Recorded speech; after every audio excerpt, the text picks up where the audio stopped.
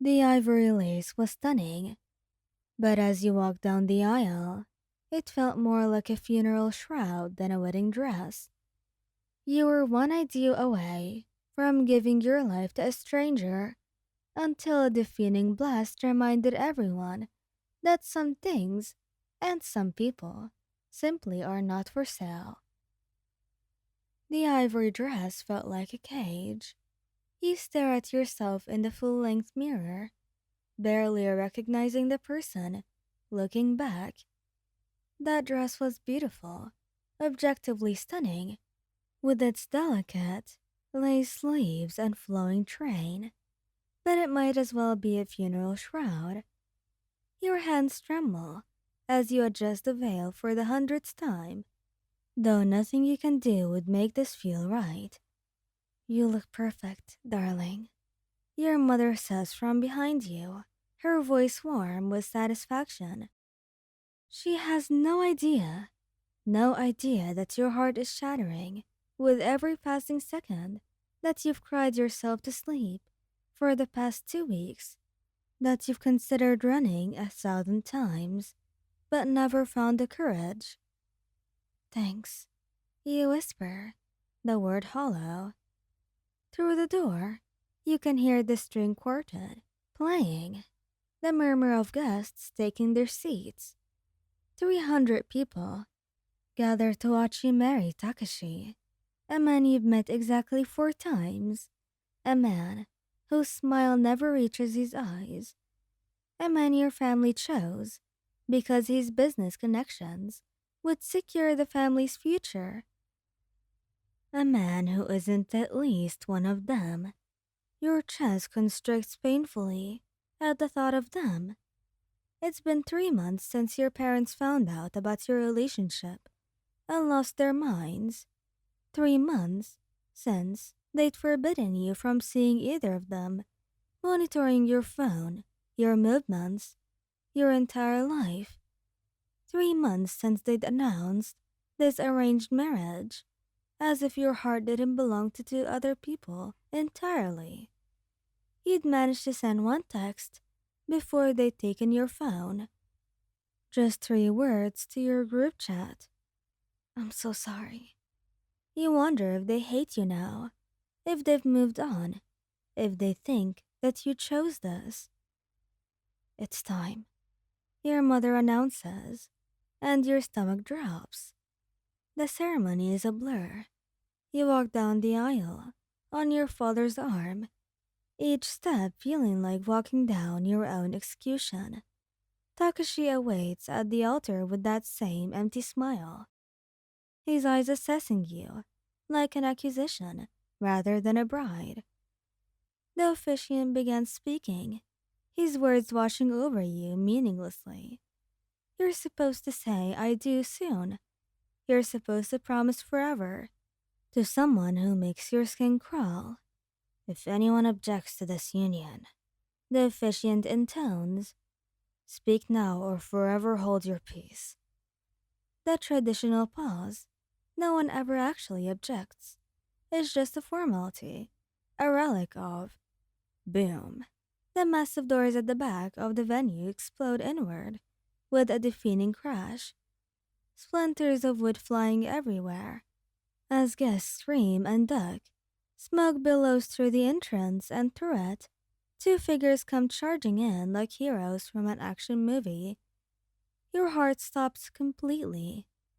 Sorry we're late. Kirishima's voice booms across the venue.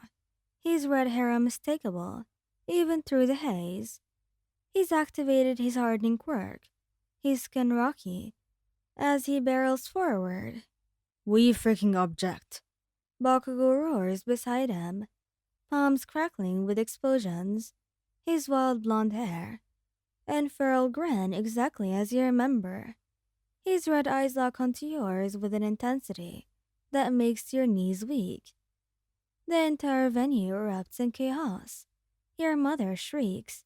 Your father bellows for security. Takashi stumbles backward, his face going pale. Guests are shouting, some running for exits, others pulling out their phones. And you? You start laughing, hysterical, relieved, joyful laughter that bubbles up from somewhere deep in your chest. What the hell do you think you're doing? Takashi demands, trying to sound authoritative, but mostly sounding terrified, as Bakugo stalks down the aisle like a predator. Taking back what's ours. Bakugo growls, his voice deadly serious despite the explosions, still popping around his clenched fists. Kirishima is already halfway to you, shoving past your relatives with apologetic excuse me's that contrast hilariously with his entrance. We've got you, babe. You can't just. This is illegal. This is assault. Your father sputters, but Kirishima's already at the altar, his hardened arm blocking Takashi when he tries to grab you. Don't touch her, Kirishima says, his usually friendly voice dropping to something dangerous. That's not very manly of you, trying to force someone into marriage. She agreed. Takashi protests. Like hell she did. Bakugo's there now too, positioning himself between you and your family. He looks at you, really does, and his expression softens for just a moment. Are you good, princess? I am now. You breathe, tears streaming down your face. You came. You actually did. Of course we came, Kirishima says, his quirk deactivating so he can cup your face gently. With normal hands. His touch is warm, familiar, like home. Do you think we just let you go that easily? You think we didn't know something was wrong? We've been planning this for weeks. Bakugo adds, grabbing your hand and interlacing his fingers with yours. Had to wait until the last second for a maximum dramatic effect.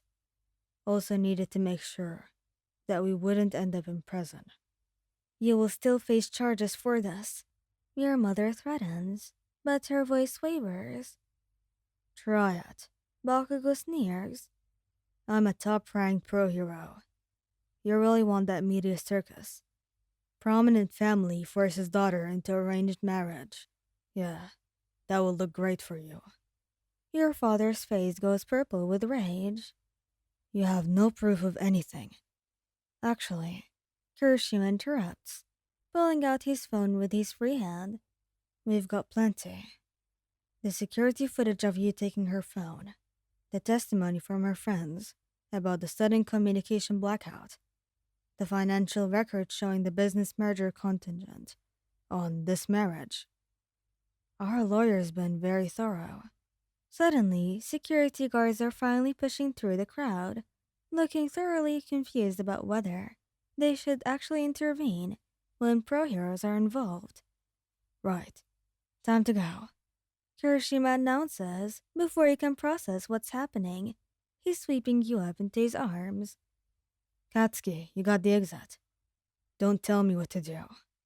Bakugo then spins, setting off a series of controlled explosions that send the security guards diving for cover and clear a path straight toward the side door. Move, extras. Get the heck out of the way. Wait, I can walk. Not fast enough in that dress.